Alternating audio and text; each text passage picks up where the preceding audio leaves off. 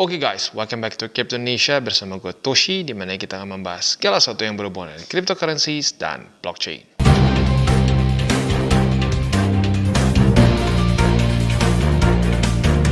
Oke, jadi pada hari ini guys, kita akan membahas mengenai satu hal ya. Ya sebenarnya beberapa sih, tapi mungkin intinya adalah lebih ke utility dari kripto. Apakah sebenarnya kripto ini punya manfaat ya, punya utility yang benar-benar bisa kita pakai atau hanya pure spekulasi? Karena banyak yang mengkritik bahwa kripto ini hanyalah satu tempat atau satu kasino besar di mana kita hanya berjudi di dalamnya ya. Nah, tapi sebelum kita masuk seperti biasa, gua akan disclaimer dulu bahwa semua konten DTCI bukanlah financial advice. Ini semua bentuknya adalah edukasi, ya. Jadi gimana bang? Menurut judi atau enggak? Kalau menurut gua, ya bagi lo yang sudah sering nonton DJWT tahu bahwa pandangan gua mengenai judi, apapun bisa dijudiin. Lo keluar dari rumah, cari jalanan yang rada ini ya, yang rada penuh aja ya. Lo sama temen lo bisa duduk ya. Lo tunggu mobil dari jauh, lo belum bisa baca platnya, lu bisa judiin tuh. Ganjil genap. Ya, ayo taruhan 100.000. Udah dekat, wah ganjil, udah gue menang. Cuma mobil lewat di jalan. Ya. Bahkan kalau lu mau ngomongnya ekstrimnya, lu bisa cari ya. Ada beberapa platform judi yang bikin judi apa? Apakah Joe Biden akan mati di tahun ini? Apakah Trump akan ditembak tahun ini lagi? Itu untuk yang kedua kalinya. Itu aja dijudiin. Jadi kalau mau ngomong, apapun aspek kehidupan kita tuh bisa dijudiin. Nah, jadi itu permasalahannya di lu. Lu mau jadi investor atau pejudi di dunia kripto? Karena pada faktanya, ya kalau gue investor, gue dari 2016 investing, ya jadi profit. Tapi kalau judi, itu dengan sangat gampang hilang. Sehari pun bisa hilang semua. Gitu. Jadi itu pandangan gue mengenai ini judi atau enggak. Ya, itu jelas dan kuncinya di lu. Lu mau jadiin judi apa juga bisa. Gitu. Ya, tapi kalau lu mau jadiin benar-benar sebagai investment kripto, historically speaking, very profitable. Gitu, ya. Nah, selanjutnya, utility-nya apa, Bang? Utility-nya salah satu yang paling kita yang paling kita bisa lihat lah ya, contoh kasusnya dan terbaru adalah konflik di Ukraina. Ya, di sini ada satu artikel yang dibuat oleh World Economic Forum. Jadi bukan dibuat masih Otong atau siapa si Budi gitu, bukan. Ya, dibuat oleh World Economic Forum yang menyatakan bahwa peran kripto di perang Ukraina itu besar. Ya, terutama dalam apa? Untuk donasi. Ya, di mana mereka itu mencapai sebesar 212 juta USD worth of crypto yang didonasikan ke Ukraina. Oleh siapa? Random people.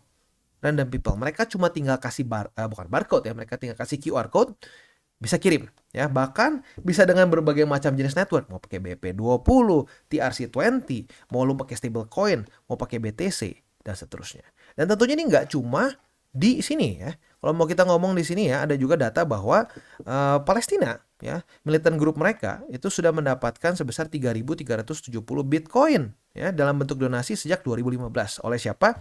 Ya mungkin banyak juga di Indonesia, banyak dari berbagai macam tempat ya. Nah, itu dia. Kalau mau bilang nggak guna, ya ini ada gunanya. Ada gunanya sebenarnya. Nah, tetapi baik lagi ya seperti yang gue bilang, apapun tuh seperti pisau. Itu kripto tuh seperti pisau lah ya. Lu bisa pakai untuk potong buah, potong daging, untuk masak, atau lu bisa pakai buat bunuh orang. Gitu. Jadi menurut gua kripto itu netral. Begitu. Nah, tinggal lu pakainya seperti apa.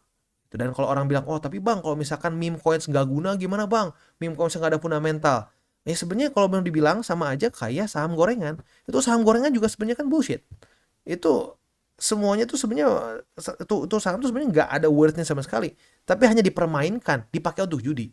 Jadi sebenarnya ya market apapun itu bisa dijudikan. Tinggal mindset lu aja yang akhirnya ya yang akan membawa lu kemana? Ke sisi judi atau ke sisi investing. Begitu. Ya.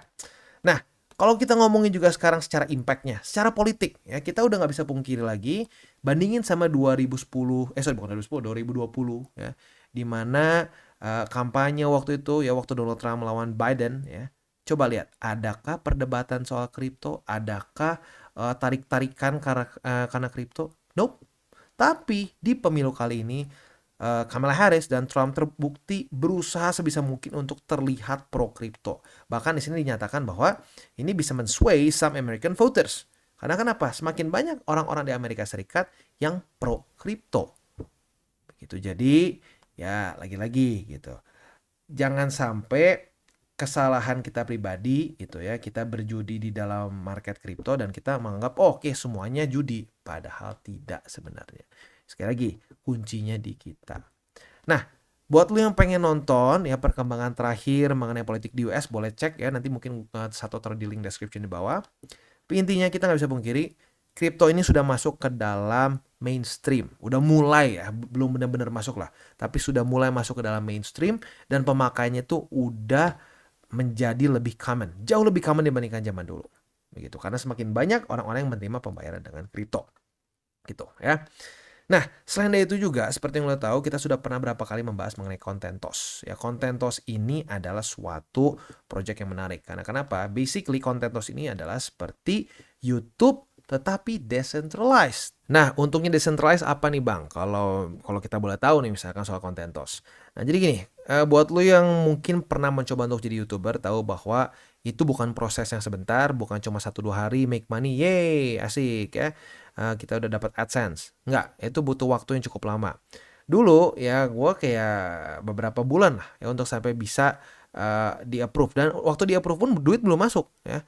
Itu masih kita harus tunggu lagi ada surat dari Google. Karena itu sebenarnya kita dibayar oleh Google ya. Karena itu dari AdSense Google bukan dari YouTube.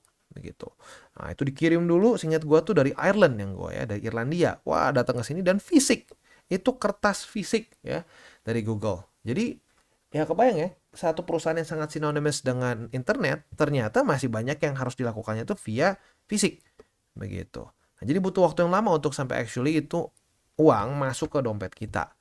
Begitu. Ya, nah sementara kalau di Contentos kita bisa langsung ya udah kayak gue pribadi ya dibilang gede banget belum ya, karena lagi-lagi Cost.tv ini masih baru ya 5 tahun di sini. Ya, kita bisa lihat baru 5 tahun. Jadi masih cukup baru. Ya lu bandingkan sama YouTube baru umur 5 tahun juga. Itu belum terlalu besar ya. Nah, tetapi yang gue suka dari sini adalah lu udah bisa langsung sudah bisa langsung monetisasi. Hari pertama sudah bisa langsung monetisasi gitu. Nah, kita ambil contoh di sini beberapa video kita ya. Nah, lu bisa cari di sini ya. Nah, jadi setiap videonya ini kita sudah bisa langsung make money. Gitu kayak contoh yang nggak selalu besar, ada yang misalkan di sini 0,0045, tapi ada juga yang $1,34, $1,33 dan seterusnya. Dan ini kita bisa langsung melakukan convert dan nanti WD. Begitu. Caranya seperti apa? Very simple. Lu tinggal klik si mainnet wallet ya. Nah, di sini kita convert nih dari VASC ke COS begitu. Nah, kita tinggal klik aja ya. Caranya seperti apa ini gue udah liatin di video pertama gue mengenai COS ya. Nah, selanjutnya ya kita nih, gue COS-nya udah di-convert ya. Dari VASC udah jadi COS. Nah, COS-nya gue tinggal tarik nih. Gue mau tarik kemana? Yang keren, COS ini bukan bukan satu token yang masih belum tahu di mana kita bisa jualnya. COS ini sudah bisa kita jual di Binance. Begitu. Jadi kita ambil contoh aja nih. Gue pengen withdraw ya. Gue udah ini ya, sama gue sudah di copy. Ini gue tinggal paste aja. Gue pakai BEP20. Waduh, ini ya. Gue habis ke copy yang lain. Nah, ini udah benar ya. Nah, kita tinggal pilih pakai apa, BEP20 atau BEP2. Amountnya berapa? Ya, semuanya aja. Gue misalkan di sini punya berapa tadi ya? 820 lah mungkin ya. 820. Oh, sini sorry, ada 850. Tapi ada biaya fee-nya itu 10 cost, berarti udah 840 aja deh ya. Kita next, and then kita tinggal next lagi, udah gitu tinggal kita verification code-nya ya, kita tunggu dari si emailnya, and then that's it ya, very easy gitu. Jadi itu yang gue suka ya, itu yang gue suka dari si COS, kita bisa langsung monetisasi di hari pertama begitu. Nah, terus kalau ngomongin soal beberapa hal baru mengenai COS ya, jadi COS ini terus berkembang. Jadi kalau kita bisa di sini ya, Contentos itu sudah menyelesaikan beberapa dari roadmap mereka itu sendiri. Yang pertama sudah ada channel VIP 1.0, ini sudah komplit di Desember 2023. Lalu udah ada yang enhanced chat room ya, di mana diselesaikan di pertengahan 2024. Lalu ada VIP 2.0, ini bisa diselesaikan di 2024. Dan juga di sini sudah ada Cost.tv AI, di mana ini sudah komplit di 2023. Di mana ini mengexpand user base mereka across Latin America Vietnam, Turki, United States, dan berbagai macam tempat-tempat lain juga ya. Nah, untuk Cost.tv Content Fi itu di 2024. Nah, di mana di sini akan ada major update, akan ada berbagai macam features ya, seperti ada revenue visualization dan seterusnya. Begitu, dan seperti ada Web 3.0 wallets dan banyak lagi begitu. Nah, bahkan di sini pun mereka akan ada Cost.space, di mana ini bentuknya adalah metaverse. Jadi mereka ini bisa dibilang ya bukan cuma sekedar YouTube decentralized aja sih, tapi mereka ada berbagai macam project-project juga lain. Seperti Cost.space ini ya, di-complete di 2023, di mana akan ada version untuk support VR devices begitu, untuk kita bisa mendapatkan virtual reality experience di dalam Cost.tv. Nah, lalu juga akan ada Cost.space reality AR ya, dan juga beberapa hal lain ya. Nah, ini beberapa milestone yang sudah mereka achieve begitu. Di 2018 mereka ada blockchain education ya, dan starting point mereka. Jadi sebenarnya cukup lama dari 2018 ya. Lalu untuk mainnet si Contentos ini sendiri sudah di launch dari 2019. Jadi ya lagi-lagi ini bukan suatu project yang baru dirilis dan seterusnya. Ini udah dari 2019. Berarti sudah masuk ya, kalau dari kita ngitung dari si mainnet launch-nya itu udah 5 tahunan begitu. Dan si Cost token ini udah di-listed di Binance ya, lalu juga ada di Bitrue, di Coin1 dan beberapa exchange lain juga begitu. Untuk mainnet account-nya sendiri sudah sampai 234.000, mainnet transaction sudah sampai 3,2 jutaan dan seterusnya. Jadi lagi-lagi penekanan gue adalah mereka ini terus melakukan update begitu ya. Dan yang keren di sini kita bisa dapatkan si cost token ini dengan cara ya kita bisa content creating di sini, or bisa juga lo mencari airdrop di dalamnya begitu ya.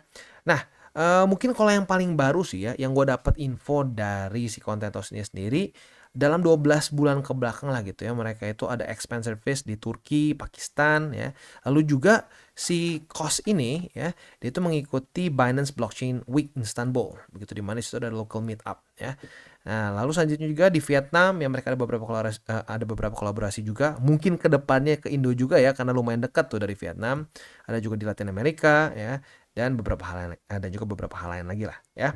Untuk dari sisi metaverse-nya ya, yang paling baru itu mereka ada 7 Cost.space event ya, yang dilakukan di Brazil begitu. Jadi ya cukup global nih, kemana-mana mereka ya. Jadi quite interesting to be perfectly honest ya.